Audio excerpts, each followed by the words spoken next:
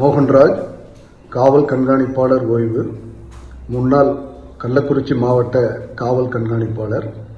தற்போது கள்ளக்குறிச்சி மாவட்டத்தில் நடைபெற்ற துயர சம்பவத்தை தொடர்புபடுத்தி சமூக வலைதளங்களிலும் சமூக ஊடகங்களிலும் உண்மைக்கு புறம்பான செய்திகளை சிலர் பரப்பி வருகிறார்கள். கடந்த ஆண்டு டிசம்பர் மாதம் நான் பணி ஓய்வு பெறுவதற்கு சில மாதங்களே இருக்கும் முன்பு அமெரிக்காவில் உள்ள எனது மகள் மற்றும் மருமகளின் பிரசவத்தை கவனித்துக் கொள்ள வேண்டிய கட்டாயத்தின் பேரில் நானும் எனது மனைவியும் அமெரிக்கா சென்றோம். அதற்காக நான் விருப்ப ஓய்வு பெற்றேன்.